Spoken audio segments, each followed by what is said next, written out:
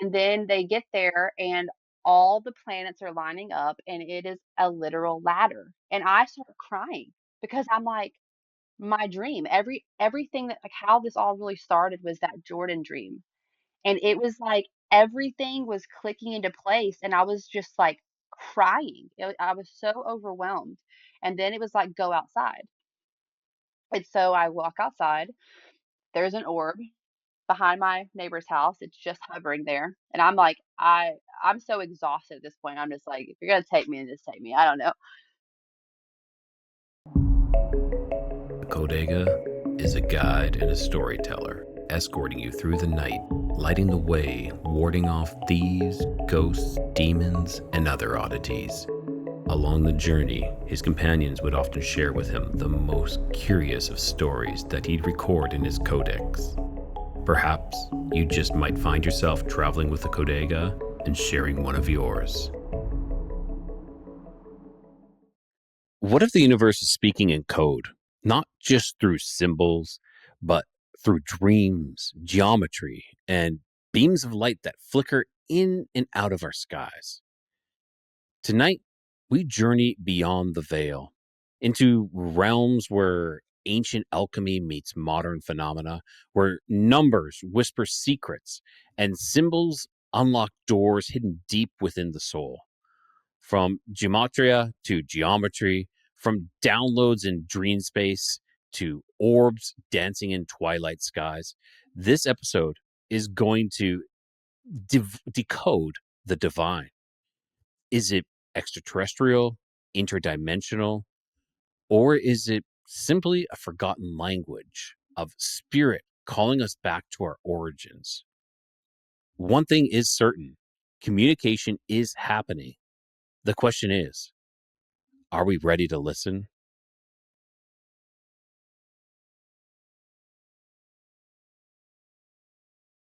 Okay, everyone, welcome to Codega's Codex of Curiosities. Tonight, I am joined with Jess. Jess reached out to me on Reddit, and she told me that she has a multitude of experiences that really pretty much started about a year ago or escalated about a year ago. And, we've been communicating back and forth, and it's they're quite um they're quite the experiences that you've been having. So before we jump into that, Jess, why don't you give a little bit of an introduction about yourself, and we'll go from there. Okay. Sure. My name is Jessica, and just turned 38, and I live in Tennessee.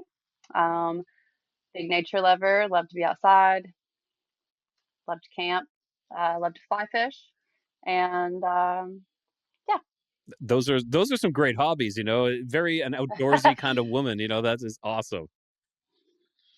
I feel like that kind of plays into your my your your story a little bit, stories, maybe. being outside, I think that's a big part of it all. So just Yeah. like, when did this all start? When did these experiences that you started to have, when was like the first, if there really was a first initial date, when was that? I have been having strange experiences my entire life. I'll talk about a few of the earlier experiences, like as I go through my story, because they kind of come up. But I've always been a very vivid dreamer, just my entire life. And but I would say that there was definitely years that were more profound when I was younger. I thought I was having like a spiritual awakening, or you know, I was experiencing things that other people weren't, and then I just kind of like dismissed them. I was always very busy. Um, I was always interested in the esoteric. Um, and I would kind of like, read when I could, study when I could. But I would say that 2021, I started having some really strange dreams. Um, that like, okay, so the 2021, I'm going to start with, and that was when I started having a lot of bird dreams.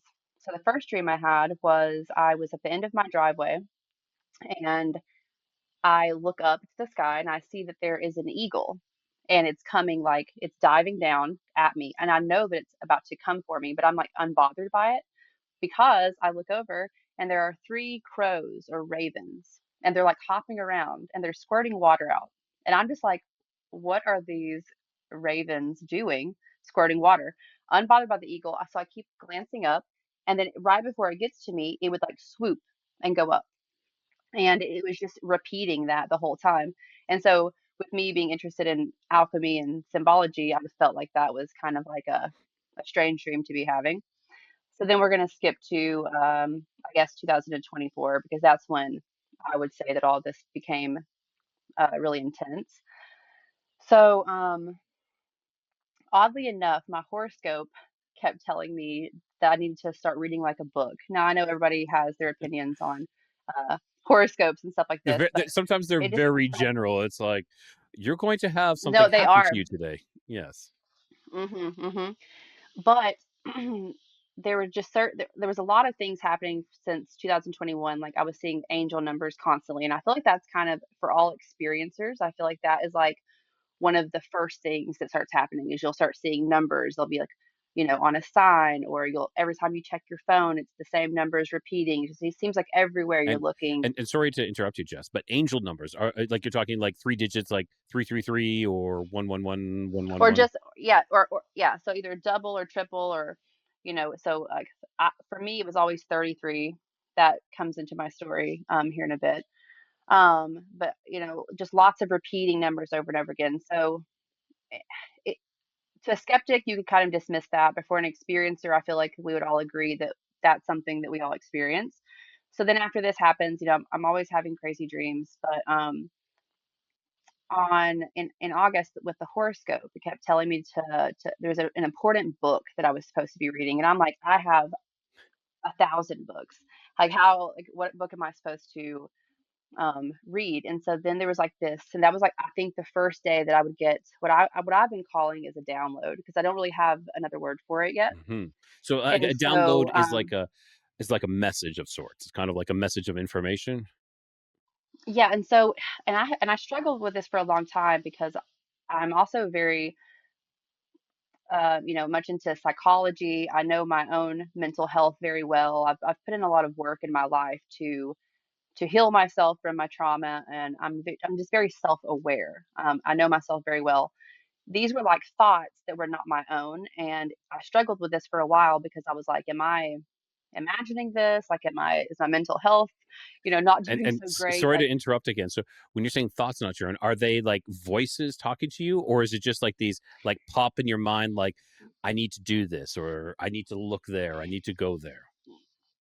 for me, it's somewhere in between. Okay. Like, it's a voice, but it's not audible. But it's not like that, because like I have that where it's like, oh, I have a thought come into my brain, but I know that it's like my Yeah. own. So this is more like it's audible without a step. It's kind of hard to No, explain. no, I actually think I It's somewhere in understand this between. because I've personally experienced this before when it was uh, one short little anecdote like that I experienced was I was walking out onto my my upper patio, and I got this message, but it wasn't an audible voice. It was like, you need to look in this area of the sky, and there's a specific area, Yeah, but it's not like someone's telling me this, but it's not my own thought as well. So I do understand what yeah, you're talking that's about. it. Perfect. So it comes to me, and I look over and I see this book I've had for 15 years. It's a massive book. Anybody who owns it will know it's Manly P. Hall's Secret Teaching of All Ages. It is a thick book. I mean, it is just a huge book. And I've like, glanced at it throughout the years, very interested in a lot of this stuff. And I looked at that book and I was like, that's the book. So I go over and I pick it up, and you could say that after after that point, after that first download, that's when it really picked up. So I'm reading. I am reading this book now that I've had for so long with completely different lens almost. It's like I'm understanding it in a completely different way. Now I want to start with the first dream that I had. And I am in this dream, I am in a like desert type area. And to the left is like just like, desert flat. In the far distance, there's like two mountains that kind of come together like, like this. So there's like this perfect, Like dip. a valley within those Yeah. two. Okay. Yep. And so then to my right is like a town. There's like vendors selling food. um, and stuff like that. And no one is speaking English, and everybody's like excited, and they're pointing over there. I'm trying to figure out where I'm at, and I look over and everybody's cheering, and there's this planetary alignment that's happening, right in this little valley of mountains. And I keep asking people, I'm like, where am I? And no one can communicate with me. So finally this woman comes and she pops in front of my face and she says, "You're in Jordan." And I said, "Jordan?" She's like, "Yeah, you're in Jordan." And I remember looking back over at the planets and being like, "Oh wow, this is incredible." And then I wake up and then there was just this like Jordan was just repeating over and over So with again this in my dream, do you actually believe that you actually were in Jordan? um I think it was a Just a dream, premonition but I dream. Okay. mean, Yeah. but yeah, but we don't really know what dreams are, so No, no, not at maybe all. I was. Mhm. Maybe I was. Yeah. I believe that there's so many different answers to what a dream truly is. I believe that some of them we fast forward into our future, or we're in another timeline, or we're in a we travel to the past, or it's just a dream. Yes, it could be so many different things. It could be all of those things at the same time. Yeah, So, exactly. so I wake up and Jordan is just pressing. So I get on my phone. The way my brain operates, I'm going to try to see if there's like some kind of correlation with Jordan and planetary alignment. I'm googling it. Nothing's coming up, and I'm like, huh, okay. So I just kind of toss it to the side. Um, so I guess it would be like more like a descriptive thing about me is growing up, my favorite number was always 33. It was a huge number. It was my dad's favorite number. It was his sports number. I used it for all my email addresses, just anything. And so a couple of years ago, I had my first card reading, and so they were asking me about my birthday, and they were like, well, your birthday adds up to a 33, so you're a life path 33. And I was like, oh, well, that's so strange because that's my favorite number. It's been my favorite number my whole life. So I started kind of like looking into the life path thing. I didn't really understand the what I think the significance of it was then. So let's see what I got here. Okay, so another weird thing. As I continue on, I am just having all of these downloads to be reading very particular material. And it's just really strange because I would turn to like, so instead of reading the book all the way through, it was like, look in the index and find this very particular thing. So it kind of led me on this like strange, like puzzle piece, putting all this information together. And then oddly enough, I start to realize that my big three, so I'm a Cancer sun, a Virgo moon, and a Capricorn rising. And I would first off just like to say that all of this is way more astrological than we think, Okay. my personal opinion. And so anyways, I'm Cancer sun, Virgo moon, Capricorn rising. The downloads I'm receiving are leading me to look at these images and these texts from ancient writings and stuff.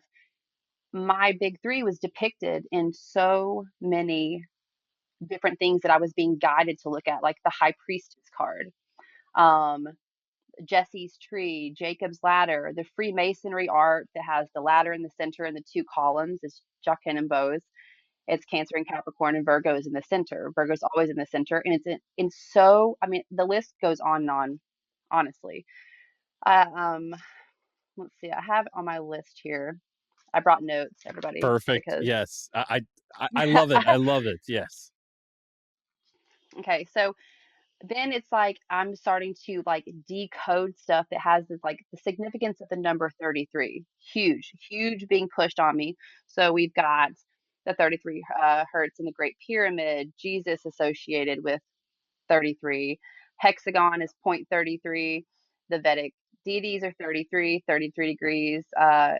It's the point in which all the universe collide, 33 degrees. And We've got the sorry, and star. it's really interesting you're bringing this up because I just messaged my good friend Brad from the Awaken Podcast 2 days ago. I was just like, dude, I want to do a show on the number 33. I was like, because he's his how he actually got started was through the 33rd parallel. He looks into everything that runs along the 33rd parallel, but I was like, okay, the 33rd parallel, of course, is, but there's many more other things tied together with the number 33, and I wanted to do an episode. So hopefully that'll happen soon as well. But sorry, keep going, Jessica.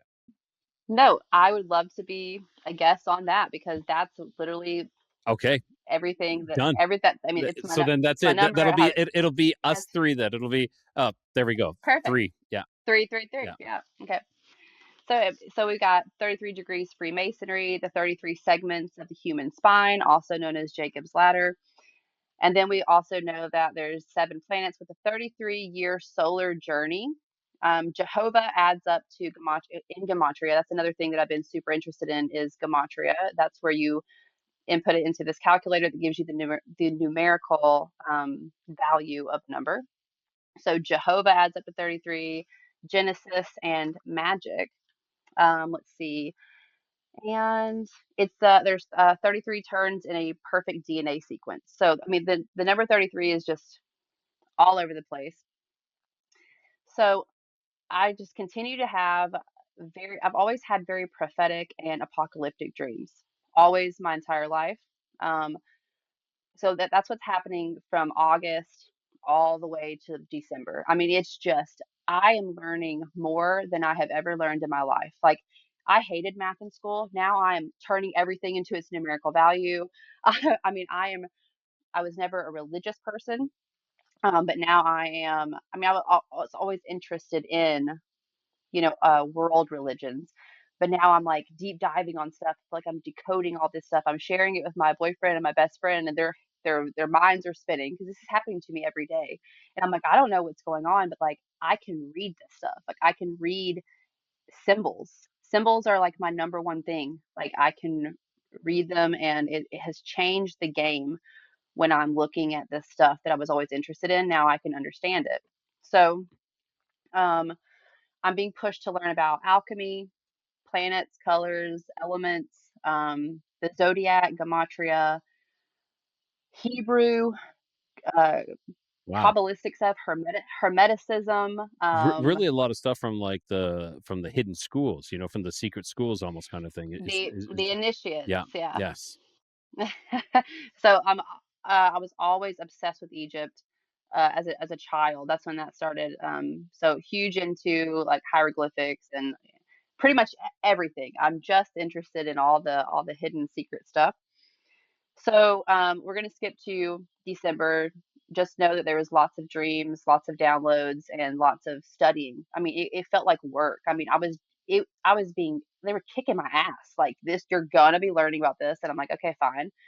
And so I'm also kind of struggling because I'm like, it was very intense. Like it was just like one day, like a switch was flipped, and then like it's all I could think about. It's all I could talk about, and so then we're in December, and that is when all the Jersey drone, the orbs in the sky, Yep. all that stuff's going on. Yes. Okay, so we're inside, and I think it maybe even snowed here, and I look at my boyfriend, and I just get this really weird feeling inside, and I was like, "We need to go outside." And he was like, "What?" And I was like, "We need to go outside right now." And he was like, "Why?" And I was like, "Aliens? I don't know. Like I need to go outside right now." We walk outside, and so my house faces north, Hmm. the front door. So to the left we have west, and where our side yard is kind of like in a bowl, and it's almost the view is almost kind of like a dome, almost like a planetarium, because we're like right on the side yard. It kind of goes down into a dip and it flattens out, and right in front of us to the west is a mountain, and there's like a plane tower up there. We go out there, and the first thing we see is our first orb. Now I didn't know like what these things were at the time, and I was like, how cool, like I felt it. I went outside and there it is. So we're filming these things, and so the way my brain operates is I need to find out the scientific explanation for this first before I can filter it through anything else. So I'm on CIA.gov. Do not underestimate my ability to research. Okay, like that's one thing about me. If I'm interested in something, I'm gonna know everything about it. I'm gonna dig deep. I'm on CIA.gov. I'm reading all these. all these research papers and all this, that, and the other. Stumble upon this thing where there's a film of something coming out of the sun. It looks like a little worm, and then there's like other ones. And then they, when two of them get together, they kind of like smash into each other, and then they tangle up like a DNA sequence. It was the craziest thing I've ever seen. And then they just start dropping out these little balls. And this was on Okay, the so I'm like, CIA.gov website. yes, yes, I will have to. Yes, See, this is what I need the link, but I don't have the link. I do have the link, but I'll share it with you for definitely. anybody interested. Okay, so they're like, oh, I'm like, okay, plasmoids. These things are plasmoids. They come from the sun. Um, I view planets and celestial objects differently. I think that in our three-dimensional existence, that we can't possibly understand what these things are, and we're seeing them in a specific way, but I don't think that that's their true nature. I agree. So I, so I'm like, okay, My friend Brad that I was talking about earlier, he believes that hmm, is they turn into these plasmoids to enter into our reality, and then they take a form after that. yep. And so this is where I was like, okay, they're plasmoids, the toroidal shape, Brillic force, all these things. And in my Manly P. Hall book, the one that I've been reading if I could show you, I can't because my phone's stacked on top of it. It's duct tape. It is duct taped. I mean, I have carried this book with me everywhere for the past year. It's crazy. So after I'm learning about these things and the scientific origin, I wake up, I'm turning through the book. There's a page in the book where they're talking about these things looking like dinner plate size shining suns moving with brilliant force. And I'm like, huh, that sounds a lot like what I'm seeing outside. So we're filming these things for months. At first, they were kind of near a plane tower. And I was like, okay, is this some kind of like technology we don't know about? Like, what is this? But it changes. So then I am on Facebook or something, and I see rare planetary alignment coming.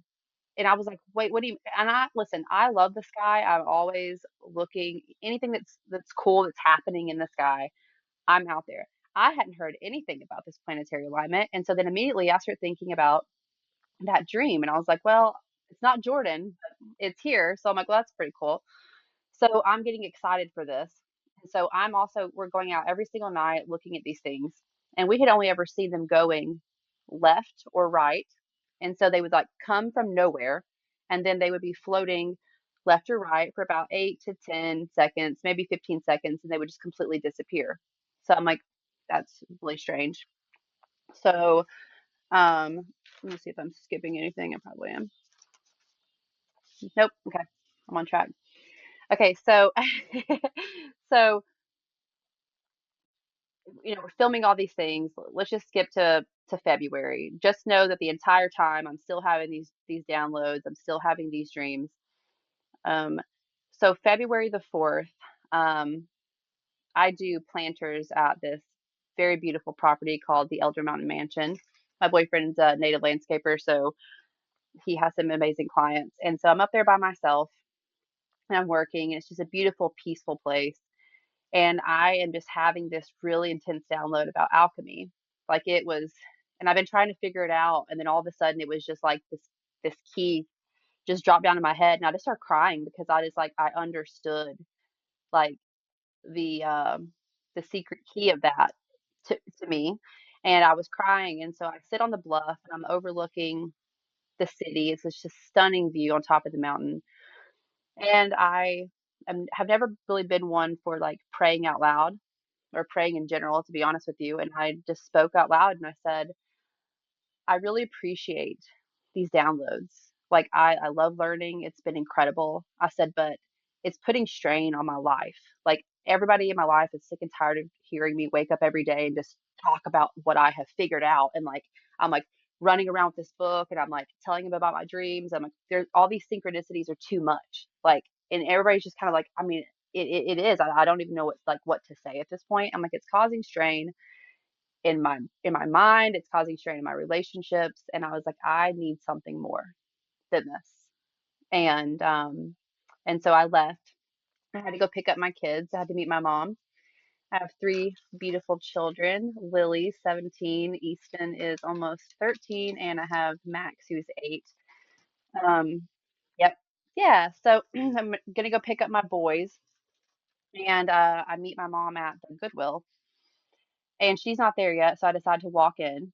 And I was thinking about my dad. I have a strained relationship with him. My dad is also a master number 11. And, well, he's at 11, I'm 33. And he also had a light experience when he was in his 20s. And when it was in the 70s, when he came out from the mountain, he was on LSD, but okay, he came out from the mountain, he told people, and they put him in like a mental hospital. And I think that that experience for my dad having that, the repression actually caused him to think that he was crazy. And my whole thing in this is we don't know what's going on. And I think that a lot of times when you're an experiencer and you share your story, you get a lot of negative feedback from people that don't understand. You do, And and you begin to that is think, so true that, mhm, people will, because they don't understand it, they will just say, "The TV did not tell me so, so it is not possible," yeah. but So I feel like a lot of yeah, experiencers are they're repressed. And I think that's what happened to my dad because I believe his story because it was a story that I heard about. My dad was how I learned about Alan Watts and alchemy. My dad had these books. So, and my mom has also had very interesting experiences in her life as well. Um, so that's genetics, I guess. So, it's February the 4th. Walk into the Goodwill, and Jessica by the Allman Brothers is playing, and that was a song I was named after. So I was like, "Huh, well, here I am, and my song is playing. Thanks." And so I usually start off with the clothes, but instead I walked over to um, the home decor shelf, and this is the first thing that I see. little Merlin, a statue of Merlin, more or less, holding a spell book or a book and a crystal ball in his Orb. hand, and an orb in his Yeah, hand. Yes, there we go. yeah. Okay. So I see this and I'm like, this is super sick. Like I like stuff like this, so definitely came home with him. And so we leave there and we come home, and the whole time I'm driving home, I have this burning feeling to get outside and to look at these plasmoids that I have been filming. And also, too, the planetary alignment has now begun. It started in January and was supposed to be going on until February the 28th. So I have been watching the sky do something that I had never seen in my whole life. And not that I have noticed, anyways. And it was just so strange. So at this point in time, we had realized that the plasmoids had moved away from the plane tower. So I was like, oh, okay, well that's Okay. interesting. Now, So now and your that's what. boyfriend has been seeing this as well. Oh yeah, oh yeah. I've had like my all the children have been outside. By the way, my boyfriend has a daughter. Her name is Lila, and she's my daughter too. She's also 8. She and my son are the same age. She and I have had some incredible experiences outside. We actually just saw like the most insane meteor together just like 2 or 3 weeks ago, sitting outside on a blanket, and it just had the longest tail. And I can't remember what I said to her, but as soon as I said the word, it happened, and she was like, "What? That's so it was nice." So anyways, back to my story. Um, so I am sitting on the grass. I've got I got a drink and I got a cigarette, and I'm looking at the sky and I'm thinking, "Wow, like this is so beautiful." Right over our house, because to the right is from the front door, to the right is east, to the left is west. So when we're looking at the yard, we're facing exactly west. And so this planetary alignment is just coming right up over our house like an arc, because we like live in this little bowl, and it's setting over the top of the mountain. It's just a beautiful view of the sky. And I'm sitting there, and that day I had finished Carl Jung's Red Book on audio when I was working that day, and he was talking a lot about breath work. And I was like, you know what, like something's got to happen because I'm stressed out, I'm tense from all these experiences that I'm having, and I'm going to try to just do some breath work and relax myself before I go back inside. So I close my eyes and I'm not even doing it for like long, maybe like a minute. And then all of a sudden I hear owls. I have huge owl energy, by the way. There's stories I had to bypass, but I've had some really, really intense owl experiences in my life. So I hear the owls, and there's a bunch of them, and they're just hooting. So I open my eyes, and I'm gonna pull my phone out to film them hooting. But when I look in front of me, because this planetary alignment is setting now, we've got Saturn that's like pretty much going down, and then we have Venus that's, you know, you know, about 30, 45 minutes before setting fully, and it's huge. I mean, it is the biggest I've ever seen a planet look in my life. And I looked to the side of it, and it looks like this thing just pops out of it. And I'm like, what is that? I'm like, is that an orb? I'm like, that's a good one if that's an orb. So I pull my phone out and start to film it.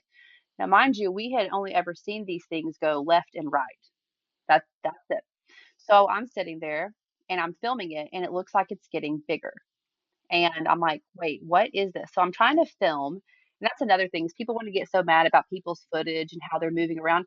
Hey, listen, you're lucky you get what you get because I'm trying to film, but also I'm trying to look at it with my eyes. I'm Yes, of trying to like course. experience this thing. So I'm filming it, and you just hear me in the video. I'm like, what? What? Like, what is that? Like, and it's just getting bigger and bigger and bigger. After about 3 minutes of filming this thing, I realize it's not just getting bigger, it's 120 feet in front of me now, and 120 feet up the top of my the neighbor to the side of us, her roof. And my mind was boggled because I couldn't tell with the way that these things move. I couldn't even tell that it was coming to me. So at this point in time, it begins to get this immense blue aura just grows So, out of it. and so if you describe the size, how big is this? I know you said it's about 120 feet, but if you were to say, is it softball size, basketball size, or what are we looking at? Well, because it was getting larger, but also because it was actually getting closer, it was changing in size. And I sent you a video, so hopefully we can share Yeah, um, we'll do after. that just after this here when we're talking, but I'll cut it and people who are watching can see this. Okay. And so, and another thing I would like to say is anyone who's an experiencer and has orb experiences that has also been able to film them up close, you know that how they look on video is not what it looks like. Because I mean, if these things are higher dimension beings, like our little measly phones and cameras cannot capture what they look like with your eyes. So at first, I would say it probably looked like basketball size. And then it started to get this blue aura, and it just kept growing and growing and growing. And then the center started to, it was like a bright white gold in the center. And it just had this huge blue aura on it. And I'm so sad that the camera can't show it. You can definitely see it in the video, but in real life, it was just immense and bright and beautiful. And I'm like, okay, this thing is it's here now. Like, and I'm trying to process how it was just beside Venus, and then now all of a sudden it's in front of me, and then all of a sudden my throat starts to palpitate in a way that I can't. It's not like an anxiety attack or when you're holding panic or something in your throat, but it's similar. But I wasn't like necessarily having anxiety, but my throat starts to palpitate in this really strange way that I've never felt before. And I remember putting my fingers in my throat, and then all of a sudden, I hear this telepathic message that says, I see you, you see me, I'm coming to you. And at first, I was like, what was that? And then all of a sudden, it's just like repeating. And so the first thing that I think of, and it's so funny because 3 days prior to this, my studies had led me in a direction that I never thought that I would go, and that was religious, especially Christianity. Um, and so I had learned about what these were scientifically, being plasmoids, and so then I started learning about like the more spiritual aspect of it. So that I discovered Ezekiels Wheel, and so I had just been reading about that. It was so interesting, and so the moment that this happens to me in my brain, I'm like, "That's Ezekiel's Wheel." And I get up and I'm like, now I'm like, I'm panicking. My throat is palpitating. This thing is telepathically communicating with me. I'm like, that's Ezekiel's wheel, and you know it. And I get up and I'm a chicken shit. I ran. I had cancer. I ran like a crab sideways because I didn't want to like completely have my back turned to this thing because I was like, what the hell is going on? Um, and so I'm running up the yard and I'm like, surely it's gonna be gone by the time I turn around. I turn around, nope. Now it's following me up. It's following me up the side yard, still about 120 feet, in front of me and 120 feet up in the air. I run inside, my legs are jello. I can't even run. I fall on the steps. I open the door and I scream for my kids to come outside. So I go back out and I start filming again. And you hear my two boys come out, and my son's like, "What is that?" He's like, "No, seriously, like what is that?" He's like, "It looks like a planet, but it's moving. Why is it flashing at us? Why does it have that immense aura?" And now you hear me, and I'm like, "Can you see it? Because I can't get it on video, like how it looks in the sky." And so at this point, it's going over our neighbor's house to the left from our front door. Now it's a little bit lower, and it's not an orb anymore. It turns into this multicolored rainbow. It's almost kind of like a cut diamond, like all how it has all of its facets to it. Like if you were to hold it in the sun and kind of move it around, but it's every color imaginable and it's just spinning. And it still has this immense blue aura around it. And it's kind of slow, it's hovering. And so my throat is still palpitating. I don't know what's going on. Then it turns back into an orb. And now it's slowly floating east right in front of our front house, right above my neighbor's house. And it turns back into an orb, but now it's pulsing. It's pulsing, it's got this thing, and then it starts to dim. Then my daughter walks out, and it takes on this foggy, smoky kind of look. It has like a crescent moon, like front shape, and the back is like pyramidal. And I'm like, what is this thing? And then it plumes out a smoke ring, enters it, and disappears. Yeah. And so Now, I begin now to this to some people this might sound crazy, but and but I would say I've seen something similar to that as well. okay, I've okay, seen like a doorway open up, like a portal, like almost a black hole open up, and a orb enter into it and disappear. yeah. I have another orb story from Okay. Yes. 2011. I'll Please get to keep that in a going. second Please keep going. Yeah. because it's more like what you're talking about. Let me look at my notes here. So, um, my boyfriend wasn't here. He was coaching his daughter's basketball game. He was actually out to dinner with his family. I call him and I'm squalling crying. Because after everything that's been happening to me since August, this and especially like that day, I was sitting out on the bluff and I was like, I need something more. The more I thought was the Merlin figurine, but then an hour later, this happens to me. So I'm like, what is going on? Like at this point in time, I'm like, somebody needs to take me somewhere. Like I don't know what's happening. And then the next day, like I didn't sleep at all. So immediate trauma for me. I was scared to death because I was like, what's happening to me? Like why are these things happening to me? It felt very personal and it was scary because we had been filming these things for, a good month and a half and they had never even moved in any other way than left and right. So here's where the Merlin thing comes in. So the next day, my boyfriend's he's standing at the end of the bed and I'm sitting down and I have the Merlin figurine like by the TV wherever he's standing. And I have my book in my hand and I'm just kind of like thumbing through the pages just like randomly and he's telling me the story. And I opened the book up to a random page. I mean, the book is this thick. It's huge. And there was whoever previously owned the book had highlighted one chapter in the entire book because I bought it used. And it was the only chapter of the book that I had no interest in and had not ever even glanced at, and that was the mystic Christianity part.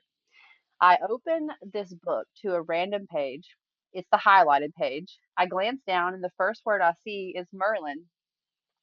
And I'm like, what? Like, what is Merlin doing in the mystic Christianity portion of this book? And also, so I'm looking at the word. I glance up and look at the figurine. just like staring at me. And I'm like, what the hell is this? And I read about it, and it said that Merlin was born of like of an evil father and an angel mother, and that he chose not to work for the dark side, that he worked for the light. And I was just like, I feel that so deeply, because my parents are polar opposites, and I just felt that deeply, and I was like, that kind of feels like a message for me. So that was pretty cool. So I think Yeah, it's okay, that's really I know now. it's very interesting that you know, like subconsciously or something guided you to that page, and Merlin just came up. Yeah. Okay, so I then began to really go hard on Ezekiel's Wheel, Okay. because I'm like, And I was just, why? can you explain Ezekiel's Wheel for those who don't know? Because if you've gone hard, then you will know what it is, and I'd love to hear an explanation for our listeners and viewers. And again, this would be a great time for me to have had the image of Ezekiel's Wheel so you could And plug here it. we go. But It's up. okay, thank you. So Ezekiel is by the river, and he sees this spinning wheel within a wheel, and he says it was of the color beryl. And so I look up the beryl family, and it is like a plethora of colors. It's like rainbow colors. And I'm like, oh, that's literally what I was seeing too, is like this spinning wheel with these colors in the center of it. And I'm just going hard on it. I'm reading every single thing about it. And I think there's like some correlations. I think Ezekiel's chapter is 33 or something. It's crazy. So um so because I was translating everything into in the gematria calculator, I was also translating words and phrases into their ancient Hebrew origin, because language has changed so much, and I wanted to know, the original meaning for a word or something. So I decided, after reading that Tammuz 5 was the date of Ezekiel seeing his wheel, I decide to translate that. I'm like, oh, I wonder what Tammuz 5 is in our modern calendar. So I put it in and I translate it, and to my absolute astonishment, it is July the 1st, which is my birthday. And yeah, and that felt, it's the moment I saw that, I just remember getting this really weird feeling in my throat, and I was like, oh, what is this? So then I call my mom and I'm crying because I'm like, I don't know what the hell is going on with me. And I tell her about this, and she's like, well, wasn't it on your birthday that you saw your first orb? And I was like, oh my God, with all this going on, I didn't even think about it. On my birthday in 2011, my grandfather had passed away. And I guess no one wanted to tell me. And so I ended up finding out on Facebook, and I got upset, and I called a friend, and I was like, hey, like, you want to go on a camping trip with me? And so we go really far out. I mean, we went to a place where there was supposed to be Bigfoot sightings. We live in As you Tennessee. It's do. like, Yes. as you do. Like, there's a whole bunch of like weird energy with this place. So we go camping there. We take a little bit of mushrooms. Like, I'm not a big, like, I don't get too crazy. We take a little bit of mushrooms. Um, and then we decide to like call it a night. We're just in the tent talking, and the screen the screen is open, the window is open, and so we see this light coming to the right side, and I start getting scared because as a girl, we're so far out in the woods, and I'm like, is that a flashlight? And also with having done a little bit of mushrooms, like a little bit of paranoia, and I was like, is that a flashlight? We're like watching it, we're like, no, that's not a flashlight. Is it a bug? Like, what is this thing? So then we realize it's none of those things, as it comes about 5 feet away from the Wow. the the tent. Yeah, and so I don't know if because like we were in the tent, I felt like maybe like we were hidden. But I mean, if this thing is super intelligent, it probably would have seen us anyways. Yeah, exactly. But but for whatever reason, it allowed us to witness it, really closely, and it just hovered right by the window. And I remember both of us just staring at this thing, and I could almost like, it had a smell that wasn't, it was a smell that was like a taste, if that makes sense. A very subtle electromagnetic smell taste, I was very going to say strange. something like an electric type of smell or something like that. It was. Is it similar to like lightning after, like during a rainstorm, like that kind of smell, maybe, or something along that line? Sometimes they have a little. It gives off a little I bit of a don't smell. it's just so weird because it was a smell that wasn't a smell. Okay. I can't Okay. explain it. So then it begins it keeps going and we're staring at it, and then all of a sudden it like there's like this portal that opens up and it just like pierces like the space of time or whatever, and just disappears. And we were like, what in the world? So this was 2011. The internet was not what it was. We leave there the next day. We're freaking out. We go to the used bookstore. We're scouring books, trying to figure out if we could like, you know, figure out what this thing was. So my mom had to bring that up to me, and I was like, that's weird. So Ezekiel is Tammuz 5, which is translates to my birthday. And when you know, there's a lot of birthdays you could have. So the fact that my exact date was tied to him, it felt really strange.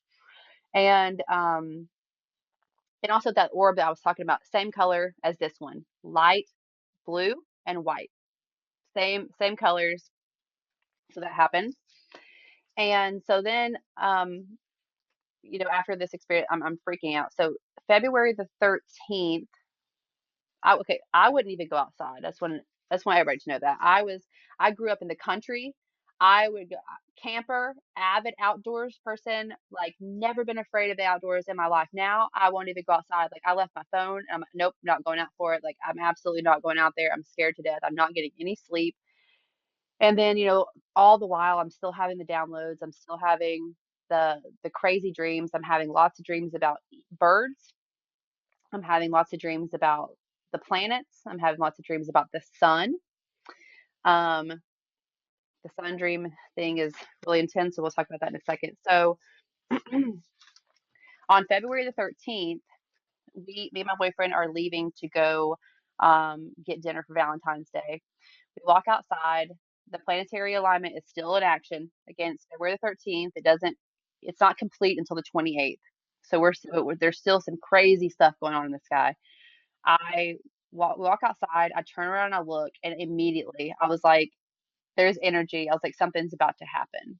And we turn around to leave, and I look up and I'm like, what's that? Here is this orb, big, giant, bright orb.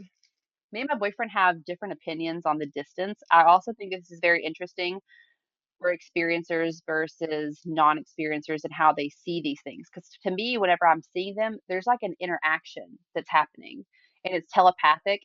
And so that could be the thing. I feel like it was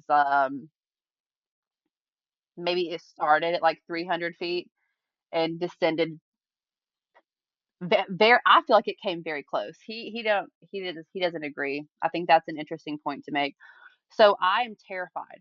And I put my face in his shoulder and I close my eyes and I'm just shaking my head like, no, like I don't, like I can't, I don't have the capacity to deal with this. And then as I'm saying no, no, no in my head, he's like, oh, it's going away. It's going back up. So that was when I had that first thought. I'm like, was it like responding to me? Responding. Like I Yes. felt like, mm-hmm. So that happens. And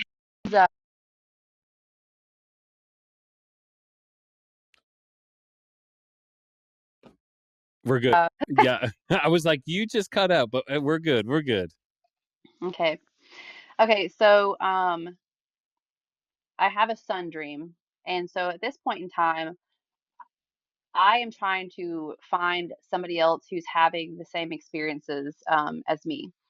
And so that's how I find Chris Bledsoe. So I did not know about Chris Bledsoe prior to this.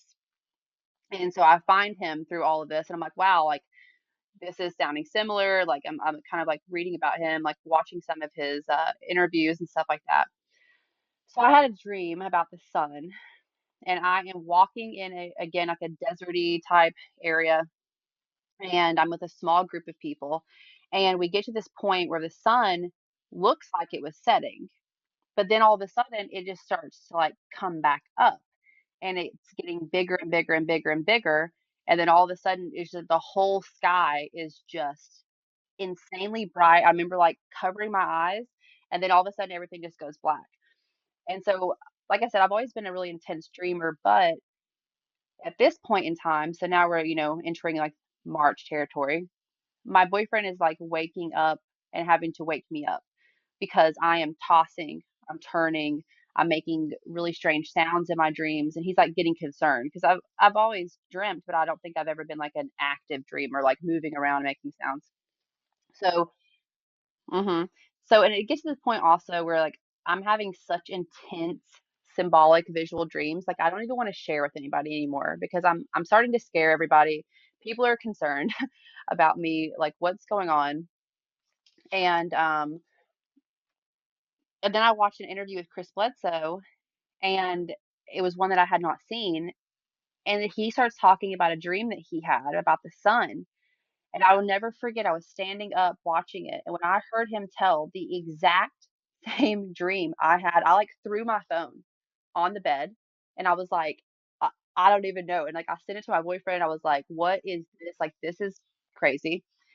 But here's one of my favorite parts of my story. So I have been called to learn about Ezekiel. And through my studies, Jacob's ladder ended up being a really significant learning point for me. And again, it was very interesting to me because was never interested I was never interested in this, but then it's almost like I started to understand it. There's 33 rungs of Jacob's ladder. That's your spine. Okay. I mean, it's all symbolic. Every single bit of these ancient stories and art, it's all symbolic of the same story, no matter where it's taking place in the world or when. It's the same story over and over again with different symbolism. So it's 4 o'clock in the morning. I'm stressed out. I cannot sleep. And I go to lay with my son. His room is towards the front of the house. And then here comes one of the most intense downloads I had had yet. And it was, you should read that article you have saved. And I'm like, it's 4 o'clock in the morning. I don't want to, like, leave me alone. I just want to go to sleep. And it was pushing. It was pushing. So I have like 30 different things saved because I'll read something. I'm like, yeah, I'm going to read that later. So I'll bookmark it. How I knew to click on what it was talking about, I have no idea. I click on it and it's Jacob's Ladder. And I'm reading about it. And it's the story of Jesus taking this group of people to this place. And he's leading them and they're following him. And the guy's like, they're making comments about this guy. They're like, we fish, we're outside all the time. We we've never seen this guy look like this before. And so he's like, well, if you follow me, I can show you way more. So they're following him on this trip, and it says that he takes them through the Jordan Valley. And I was like, okay. And then I realized in that moment that Jacob's ladder was talking about a planetary alignment. And that's what he was taking them to see was the planet. So they were making the comment about the sky had never looked like that before. He's like, follow me, I can show you more. He takes them through the Jordan, and then they get there and all the planets are lining up and it is a literal ladder. And I start crying because I'm like, my dream, everything that like how this all really started was that Jordan dream. And it was like everything was clicking into place, and I was just like crying. I was so overwhelmed. And then it was like, go outside. And so I walk outside. There's an orb behind my neighbor's house. It's just hovering there. And I'm like, I'm so exhausted at this point. I'm just like, if you're gonna take me, then just take me. I don't know. So I walk outside, and on this article, um, there is an image of the sky. And I'm looking up at the sky and everything. So this is supposed to be like a depiction of what the sky looked like during this time. And I look at it and I look up, and every single thing that was happening in this image on my phone was being depicted in the sky above me. And I'm like, what in the world is What? going on? And Okay, yeah, and then that is mind blowing. so there's more. So on the bottom image, it says it's got the the constellations, da da da, and then there's like a drawing of a shooting star, and underneath it it says shooting star. So I'm looking at the phone. I've got tears streaming down my face. I'm looking up above the house, and I say, "Well, the only thing that's not there is a shooting star." The moment the word came out of my mouth, shooting star. No, no Swear. way. I swear. I swear. And I was crying. And it's 4:30 in the morning by this point. I'm out there squalling, crying. Like I got to take my kids to school the next morning. I didn't get any sleep. I am just like absolutely baffled. I don't know what's going on. And so imagine waking up and trying to tell people in your life that story. Right? Um, How do you tell them? And of course, when you try to relay a story like that, the profound impact it has on you it's can never, personal. yes, can never be transferred to another. No one else is going to have that feeling or that experience that you did. And as much as you tell them, it's like us watching it from like a home movie. Yeah. It's not the Like, same, oh, but that's nice. that's That's really nice. sweet. That's really cool. No, like, Yeah. hmm so, let's see what I got here on my list. And again, I'm still terrified, by the way. Like, I'm not going outside by myself. I'm to the point where I'll go outside with somebody else, but I'm certainly not going to go outside by myself because I don't really know what's going on. So at this point in time, I am, hearing comments. I can see everybody in my life is kind of concerned about me. A lot of, my brother had some negative things to say. What's up, brother? So my brother has some negative things that we're very different. He's an Aquarius. He's very logical. Very logical. I've always been very eccentric, very open, very strange, whatever. So these things started to take a toll on me and my experience. I am now, am I crazy? Am I, like, but I know myself. I know myself. I know I've struggled with my mental health when I was younger, but like I said, I put in a lot of work um, throughout throughout my lifetime, really trying to heal and balance myself. So I really didn't think that's what it was, but everybody else's responses, people that were saying that they were supporting me, that they understood me, and they really did support me, but I could just tell that like there's always going to be a gap between an experiencer and even someone who has seen the orbs, even someone who's listening to me unfold this stuff every single day. You can only understand it to a certain capacity. And so I felt very isolated. So I started mulling it over. It was like, someone said, oh, it's evil. You could be summoning demons. I'm like, first of all, I'm not summoning anything. I'm just going outside. Like I didn't ask for this. I'm not sitting in my bedroom, like, you know, with a week. Like I'm not doing anything to. I'm just existing, and it's just happening to me. And so, I was very afraid. I was very fearful. I was like, am I bad? Am I evil? And I'm like, no, like I know I'm not. I'm a good person. I care. Like I don't feel like I'm doing anything wrong. I feel like I'm just doing something that like I'm called to do. So then, let's see what I've got here on my little chart here. Okay. So just know that like throughout this whole experience, the owls have been very, very intense. And So I know some we, people relate owls. There is a mixed consensus on owls, where some people they believe like they're wise, they're these amazing sentient beings, but there's the other sides where people believe yeah, it's associated with Lilith, and it's also associated with gray aliens, where yeah. you think you're seeing an owl, but it's this huge owl, but it's actually a gray alien. So yeah. hmm Well, that comes into my story too soon. Okay, So, okay. So I'll stop. I keep wrecking it, or teasers no, for no, what's no. stuff to come. Yeah. No, it's just funny because it's so many correlations and synchronicities and stuff. So and again, reading about this kind of stuff, I'm also reading.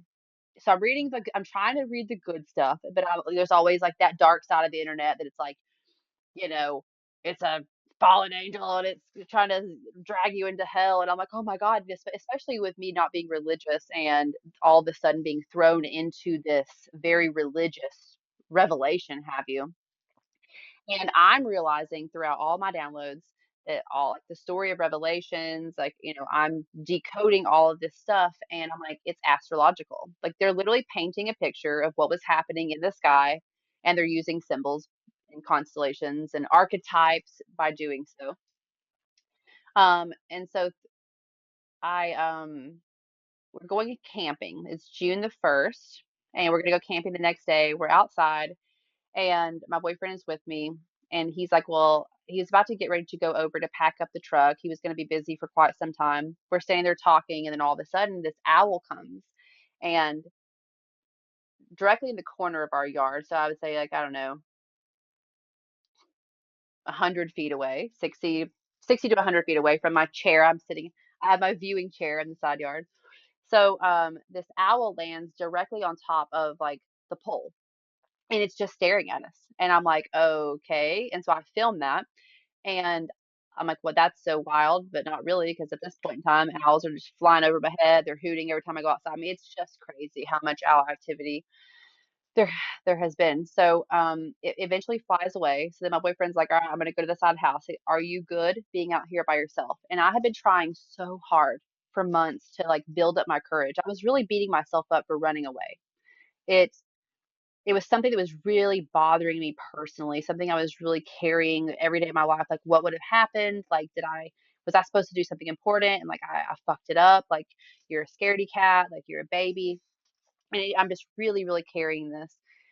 And so, after the owl flies away, something that had been really interesting to me lately has been, frequency and music and all these things. I bought a tuning wand with 432 hertz. I got a hand pan. I got a little flute, whatever. So I am out there and I decide that I'm going to try to calm myself down, try to relax, like get rid of my fear. And I decide to hum. And so Okay. I'm humming and I'm That going up that's a the unique octave. choice. Yes. Yes. So I'm going up the octave, down the octave. I'm just kind of like trying to go as low as I can. I'm trying to go as high as I can. I'm like, wow, there's a reason why you should not sing. And I finally get to this point where there's like this certain note that when I hit it, it feels really good in my throat. So I decided to kind of like hold that. So I'm holding it and I'm feeling very relaxed. I'm like, yeah, this is working. I feel really good about this. I open my eyes, and exactly where the owl was sitting on top of that light pole, here's an orb. It's about yeah, it's about 6 feet like above like the top of the pole. And I'm like, oh, all right. So it starts coming to me, and I'm like, I feel myself. Like I grab the side of the chair. I try to open my mouth to say my boyfriend's name, and like I'm so I can't, nothing's coming out. And so then all of a sudden, here it comes again, that throat palpitation, I mean, it's just vibrating. And so then here it comes. It says, understand the aloneness of your experience. And I was like, okay. And then the next one was, we will engage with you more when you're alone. And so, what a double doozy. Understand the aloneness of your experience, because like I said, I was out there by myself. We had been watching these orbs with family, friends, my kids, but the moment that it came to me like that, I was by myself. And so I would not go back outside by myself because I was afraid. And I had really been carrying that heaviness of like being so angry at myself for running. And so, it's telling me to understand the aloneness of my experience. I'm like, okay, well, that's a hard lesson. And then it's like, oh, well, also the very thing you're afraid of, like if you are by yourself, like we'll engage with you more. So it's kind of like, okay, great. So go over to tell my boyfriend that, and he's just like, I don't even know like what to say at this point. So more and more dreams, just the craziest, most symbolic dreams. I keep having a recurring dream about it's like a wheel. I think that it's like the zodiac wheel, and there's supposed to be like a transfer of power or something have you through each one. And then we always get to this certain point, and there is a hang up, there's an issue, and then there's some problems that arise. Now during all of this, I am having super intense eagle dreams, super intense bird energy. So on Ezekiel's wheel, there are four creatures. There is a creature with the face of a lion, the face of a man, the face of an eagle, and the face of a bull. And those are the four fixed points. So Taurus, Leo, Aquarius, and Scorpio. Now, we all know that Scorpio is usually recognized through being a scorpion, but it actually is also an eagle and a phoenix. And I could go really deep with this, but I'll choose to veer off here. So I feel like there is a big connection with Scorpio and Lucifer. Listen, it goes deep, but I've got the information on that. So I'm having all these crazy eagle dreams, and let's see what I can't remember what I was And talking a about. thing associated with the eagles with the Native Americans is Mm-hmm. the eagle flies the highest. So if you are to send your prayers with eagle, it can take it the highest as well. So that Nice. something as well. I don't know if that ties Okay. in for anything for you. Talk about it. So in June, we had a lot of rain. A lot of rain. I mean, I don't know if I saw the sky for the entire month. I mean, it rained more here than I've ever seen in my life. And I was kind of getting down because I, what I've noticed also is that I get breaks. And it's probably probably for the best. And it seems to be about a 5 to 7 day break period where I'm not really getting much downloads. I'm not dreaming, and if I do, I don't remember it. Just kind of like chilling. And then, so it was like at the end of one of those periods, and I was like, okay, like I've lost touch. Like they're upset, and I say they, I don't really know what I'm talking about, but it's like a higher power. Okay, and I'm like, did I do something wrong? Like, am I like, whatever. So I'm sitting on the steps of my out my bedroom door. There's steps that go down and you're in the backyard. So I am sitting on the steps and I'm listening to some Tool and my phone dies and I'm like, man.